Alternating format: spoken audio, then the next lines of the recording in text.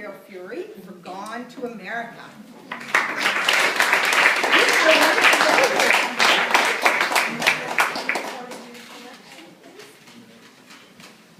I will read the first 3 chapters of my story. Gone to America, Chapter 1. Lily followed her parents out onto the rocky shores of Southampton, England. The wind whistled through her hair and she shivered at each gust. She clung to her father's strong arm as they made their way to the ship called the Titanic, the unsinkable Titanic. It was a broad, luxurious ship, and though her father would be sailing in the servants' quarters to pay for the ride, it would be an adventure. Lily took one last glance at her father's kind face and saw that his eyes were full of tears. She buried her head into her mother's stomach and cried. She asked again, why? Why did he have to go? But she got the same reply. After a moment, her mother backed away. She made a motion with her hands, meaning for Lily to follow her. On the way home, Lily stared at the tan, grainy sand. She could not hold in her tears, so she let them pour out.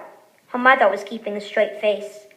Any stranger would have thought nothing was wrong, but Lily saw through her disguise. Lily guessed that her mother was waiting to get home before she opened the gates to her tears. Lily occupied herself with counting how many steps it took her to get home. It took 134 steps, and by then her head was spinning. Then her mother opened the door of the small house they lived in. It had only 4 small, cramped rooms. Lily's mother and father slept in one room. Lily and her little brother Timmy slept in an even smaller room, and the last room had one scratched wooden table with 4 hard flat wooden chairs, a lift-up couch that sank almost 2 feet when someone sat on it, 2 cabinets bearing the only food they had, and one sink where they washed their hands before meals. The last room was the bathroom, but all it contained was a toilet, and that was the most expensive thing they had ever owned. Lily walked inside and was greeted by a joyful Timmy, which made her feel worse, for she knew that Timmy would not understand that their dad had gone to America to try and find a better job. Timmy would also not understand that they may never see their dad again. Lily's dad had promised that when he got a nice house and a job that paid well, he would buy them tickets for their next ship going to America. But she knew that many things could happen. Chapter 2. What if he never gets a good job? What if he never gets enough money for the tickets? What if he dies of a strange disease that is found in America? What if he forgets about us completely? Lily thought about these things all night as she lay awake on the day her father left. Lily heard the telephone ring once, twice, 3 times. Her mother did not answer it. She got out of bed and picked up the phone from the wooden cabinet it lay on top of. It was the rich lady Lily's mother worked for. She was calling to say that since she was going on a cruise and then going to her own private island, they wouldn't need Lily's mother for at least another month. Lily sighed as she hung up the phone. How were they going to get through this? They needed lots of money, and now with Lily's mother not working, they needed even more. Timmy walked over and asked, "Where is Dada?" He is not here right now," Lily stammered. Timmy seemed satisfied with this answer, and he sat down at the table and smiled up at Lily. Lily took out some crackers, some milk, and a tiny bit of cheese. She put a small piece on 3 people plates and put them on the table.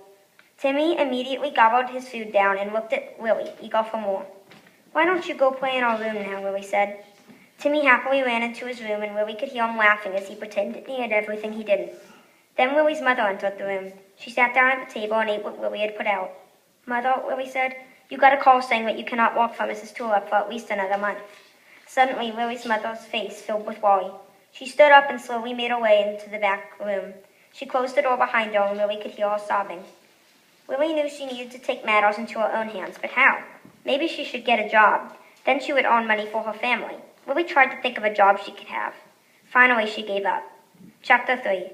The next morning, Lily woke up early. She felt nauseated in her small, cramped, stuffy house, so she decided to take a walk. Lily stepped out the door and felt a warm summer breeze on her face. She walked across the sandy beach right by her house and stared out at the sparkling greenish-blue water. Eventually, she came upon grass and road as she neared the center of the town. Lily went to the post office and asked if there was any mail for her family. The lady at the counter smiled at her and went to check. Soon she came back, but she was empty-handed. As Lily walked away, she couldn't help thinking about her father. Right outside the post office, there was a huge bulletin board where anyone could post an announcement. As Lily walked by, she noticed a sign that said, "Help needed. Bonzos, beans, burgers, burritos, and more," the sign read. "We need a young girl to run errands for us. Stop by to apply today." Lily knew where the restaurant was, and soon she was opening the huge, heavy doors at the front of the building. Outside, the building looked pretty nice. Inside, the building was overwhelming. There were bright flashing lights and fancily dressed couples eating the most exotic foods Lily had ever seen. The walls had cartoon pictures of hamburgers and other foods drawn neatly all over them. Lily thought her father would like it. Maybe when she joined him in America, they could go to a restaurant just like this one. Lily sighed. She had to stop thinking about her father.